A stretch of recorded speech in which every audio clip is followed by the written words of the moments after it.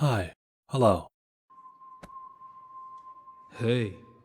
So, if you play Arknights, which is something you should be doing, the question, who should I build next, may have crossed your mind once or twice. The correct answer is always Mastima, but the acceptable answer is that you should be leveling someone that fills gaps in your current roster. If you're having trouble with high defense enemies and you have an unleveled caster laying around somewhere, then I trust that you'll eventually be able to put the square peg into the square hole.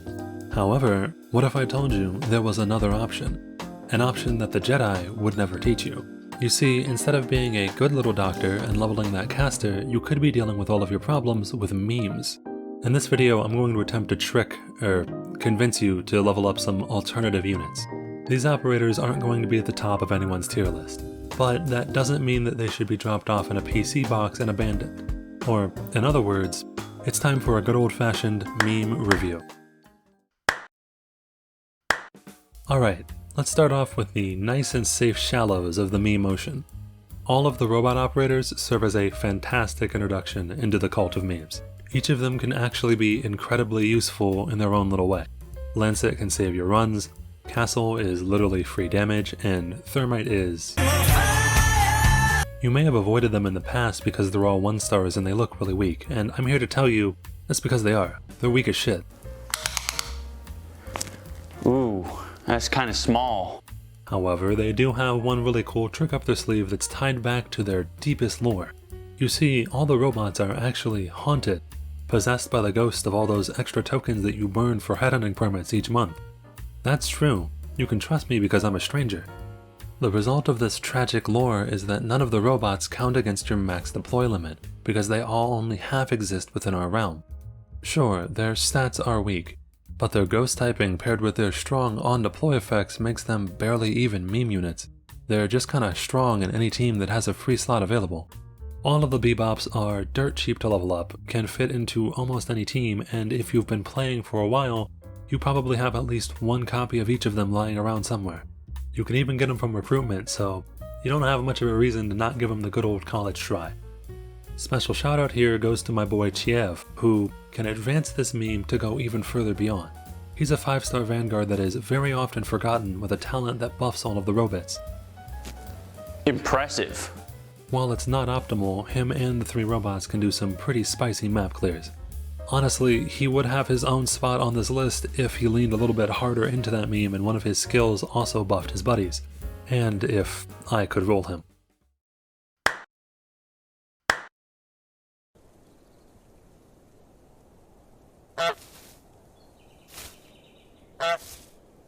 Ebeek is pretty fun.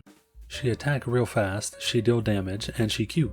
Since she's a 5-star welfare guard, I know that a lot of you probably have her.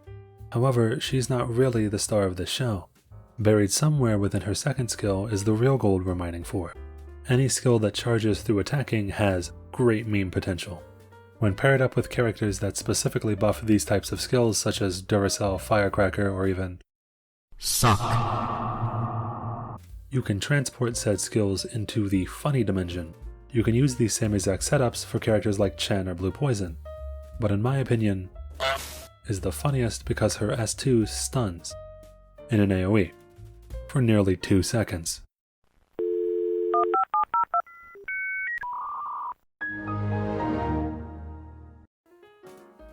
As you can imagine, this does require some setup, but when you put everything together, it's a decently powerful guard by herself with the potential for some really funny strategies. Oh boy, where do I even start with Conviction? They are the equivalent to a deep-fried meme. While all of the other characters on this list may be adopted into meme strategies, Conviction was born into memes, molded by them. Conviction's first talent, Safe Landing, allows them to cost less and makes them easier to redeploy. Their first skill deals decent damage, and their second skill deals a massive AoE that silences enemies. Now, that all sounds pretty good, so I bet y'all are confused right now.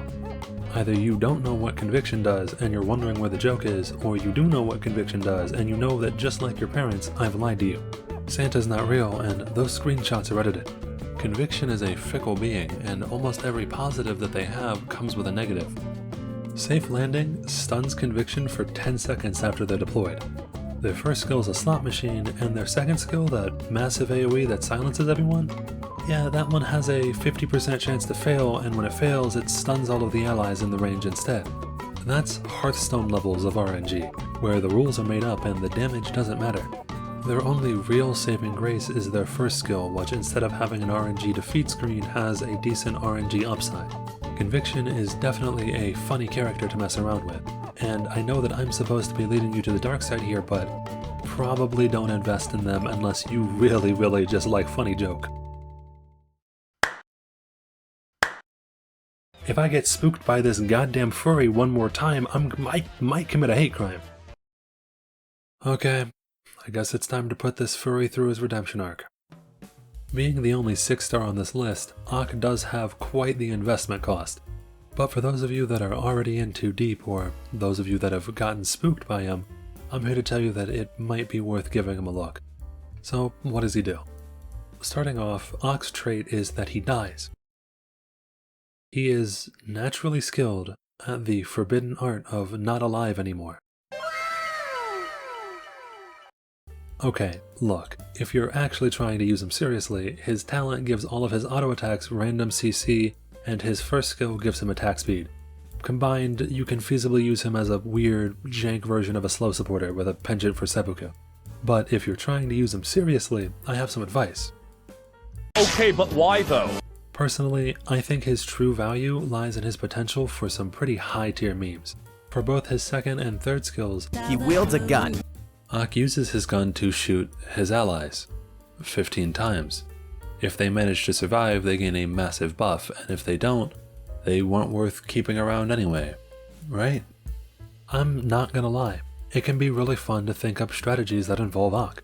A lot of characters, mainly backline characters such as snipers or casters, will just die. So you need to transcend reality and buff the defense of your buff target so that Ak can buff them. Welcome to Funnytown. It's Ak's needy nature that makes him both really fun to theorycraft about and also what gatekeeps him out of top tier. You need a medic to stop him and his ally from dying. You need good positioning so that he doesn't shoot the wrong operator. And if your buff target is too weak, then you're going to need additional buffers to contain Ak's bloodlust. That's a lot. And setting all of that up probably either sounds like a really fun challenge or a nightmare. All of this put together, Ak is a pretty alright guy, I guess. I did have a lot of fun trying him out during this video, so maybe it's time to set old grudges aside. As the old haiku from Confucius goes, skirt bop, bang bang pop, watching waifus as they drop. Got a Glock, big as my...